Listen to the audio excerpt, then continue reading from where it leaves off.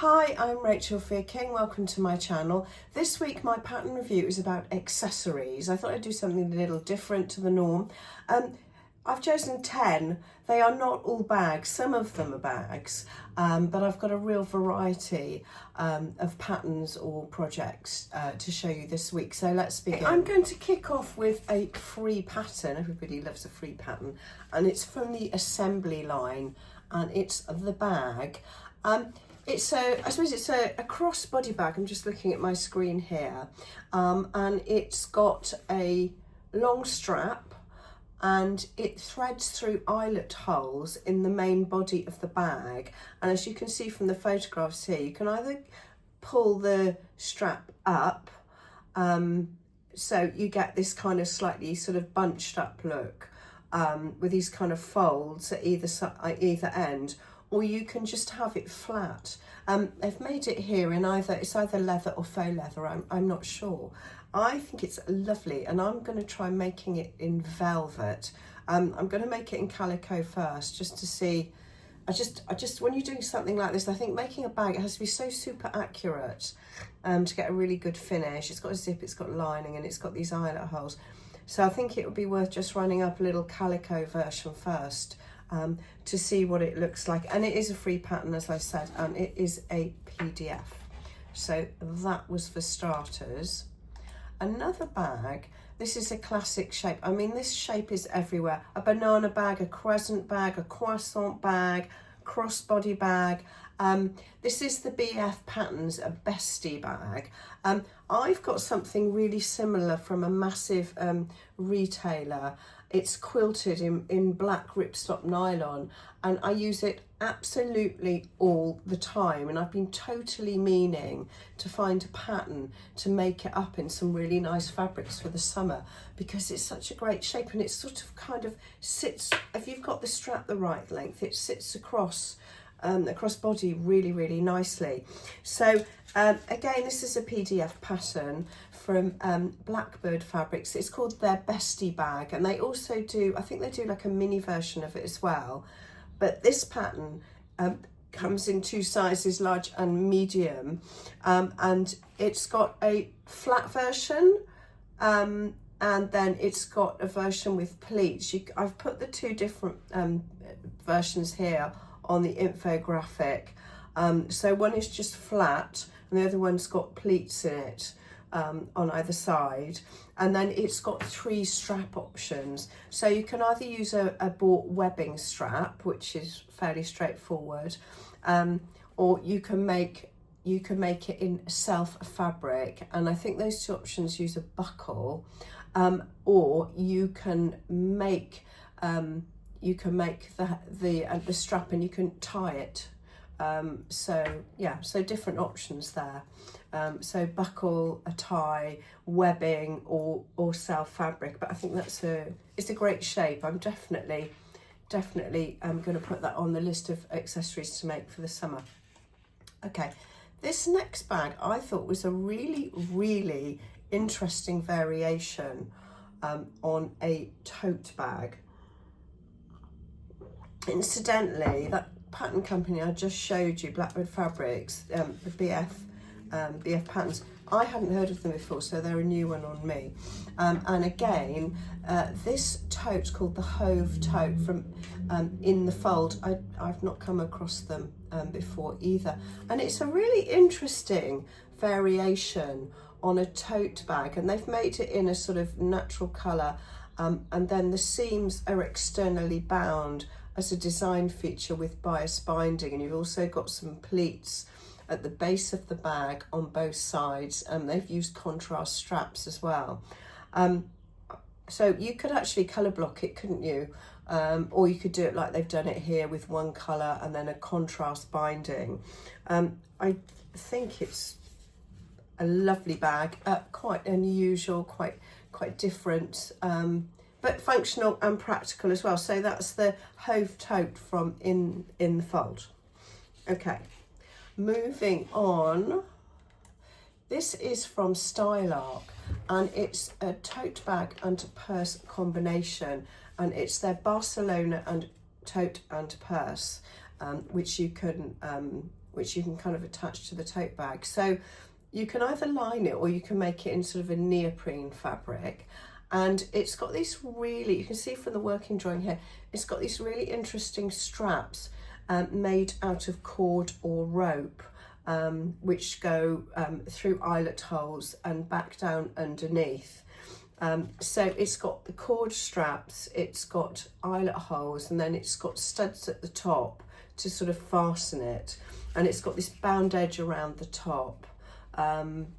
It's got a zip, and you need some kind of heavy card or plastic to put in the base as well. And I think it's nice because there are lots of different variations you could do. I like the way they've used quilted fabric in the photograph here. But you could contrast, you could match the binding to the cords and have that as a contrast against the main body of the fabric of the bag and the purse. So that's from Stylarc. Again, that's a PDF. So just to give you an idea of size of this particular style, the closed width across the top is 37. Open, when it's open wide, it's 52 centimetres wide, and the depth is about 39 centimetres, and the handle height is about 25 centimetres, to give you an idea of scale and proportions. Okay, now this next one, it's quite basic, and I chose it because I thought it was really suitable for beginners, but it's also incredibly useful. It's the Atelier Brunette the beach bag, and if you're a more advanced maker, you could probably make something like this without a pattern. But if you're kind of new to the whole sewing game, this would be an excellent project, and you'd have a really useful practical bag at the end of it. I love the one that they've made in the leopard print, unsurprisingly, because if you watch my videos, you know I like a bit of leopard print. So the one on the right, you can see it's got a massive patch pocket on the front, and you can see it in the contrasting fabric here, self-made straps, and a button or a popper stud fastening as well. Again, and that's a PDF pattern, so a really nice beginner-friendly tote bag from Atelier Brunette. Right, I am now moving on to the accessories that are not bags.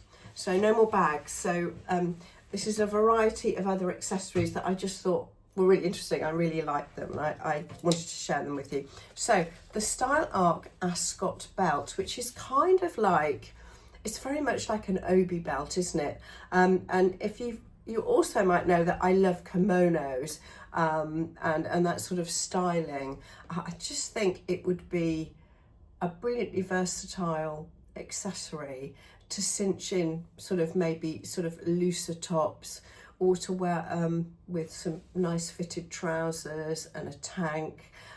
You could use it to introduce colour, print, texture, any kind of contrast into your outfit, or you could just go monochrome like I normally do. So that is from Stylarc, and it is the Ascot belt. It's PDF or printed. It is from sizes 4 to 30. I think that's lovely. Okay, right, moving on to number 7. Something completely different. From the assembly line, and it's their mock shirt pattern. So it's not a whole shirt, so it's just your collar and a section of the front and the back. I believe this is also called a dicky.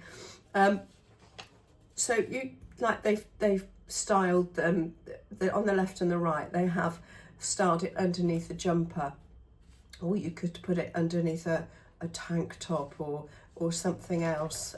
So you've got a plain Peter Pan collar, and then also on the other side you've got a Peter Pan collar with a ruffle, which is really cute.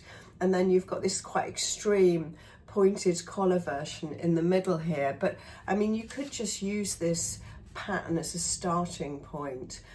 You could make that pointed collar smaller if you felt that was a bit extreme for you. And it would be a really good way of using up smaller quantities of fabric. Imagine if you had a bit of Liberty print to use up, or you know, you could do a striped main body panel at the front and a white contrasting collar. And I just think it's a really great way to sort of change up and style up outfits without having to make a whole blouse or shirt. I just think it's absolutely great. I love it. So that's from the assembly line mock shirt pattern. So you've got the Peter Pan with frill, and then the oversized pointed collar. And the assembly line sizes go from extra small to 3 times extra large, and it's a PDF pattern. Okay, number 8. I have seen quite a lot of these in places like COS. So this is from Vicky Sews, and it is the Ronnie hood. A bit like the previous pattern project we just looked at. It's kind of like a dickie, so it's not the whole garment. So it's a like an outerwear hoodie with the front and the back panel, and you can stick it underneath a coat. So it's actually, if you've got a really nice coat and you want to wear it out in the cold, or it's maybe drizzling a bit, or you just need a bit of extra warmth, it's just a great way of, if you layer it under your coat or your jacket that doesn't have a hood, you've got a hood all of a sudden. And I always think they look really stylish as well. I've just put a little picture down on the right. They've styled it under a really, really chunky coat there.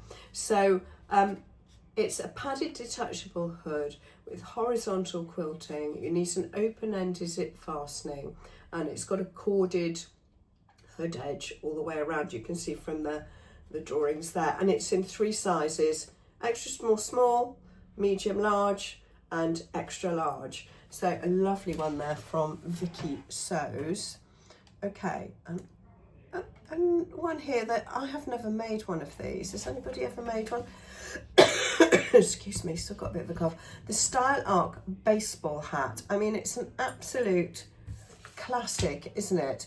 And I wouldn't have thought of making one actually, but then I kind of thought, well, imagine if you had some really nice Liberty print, or a pattern fabric that you absolutely loved, or you wanted a particular colour. It would be quite a nice project as well. So it's PDF or printed from Style Arc. It's actually for a 60 centimetre head circumference. Now I measured mine and I'm about 56, but it's adjustable. So you could obviously adjust that down or back. So it's like a classic baseball cap with that slight opening at the back, and it's got a tab with Velcro, so you can pull it in or out. It's got a little covered button right on the top, so it's got all the elements of the absolute classic baseball cap, but you could make it your own with your own choice of fabrics and colours. So you need an outer lining, a fusing, and then for the peak you need some really stiff canvas as well. So that's the Style Arc baseball hat PDF or printed pattern. And last, by no means least, I absolutely love this, and it is from Vicky Sews, and it is their Tory hat, and it's an exaggerated take on a bucket hat. I have to confess, bucket hats don't really work on me, but I think this one might. It's exaggerated and sloped, and it's got the sort of slightly longer brim, and I love the way, obviously I love the way they've done it in leopard print, and also it can be double-sided, so you could do plain print, 2 different colours, you know, lots of variety there. And it's suitable for beginners as well. They've got 4 head sizes. I mean, I'm pretty average, I'm 56 centimetres, that's head circ. So they've got 54 centimetres, 56 centimetres, 58 centimetres, and 60 centimetres head circ. So that's the Tory hat from Vicky Sews. That's my selection. I've kind of thought accessories are a nice kind of bite-sized project if you fancy making something, but you're not up for making something too complex. And with the summer coming up, bags and sort of a baseball cap and little obi belt, so maybe quite nice additions into your wardrobe. So a slightly different offering this week, but I hope you find something there that you might like.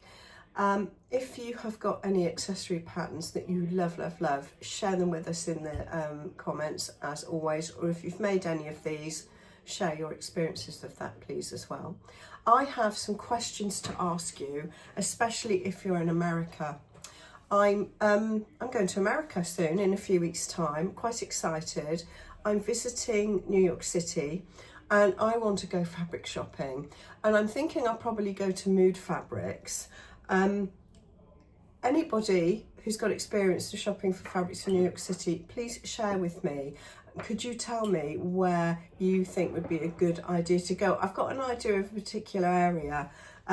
I haven't got loads of time. I'm only going to be in the city for one day, so I just want to spend a couple of hours looking at fabric shops. So any suggestions would be most welcome. We're also heading somewhere else after that, but I'm not going to talk about that now. So yes, I would appreciate any info on that. Would be brilliant. I'm quite excited about it. Anyway, that's it for this week. Quite a short video. Hope you enjoyed it.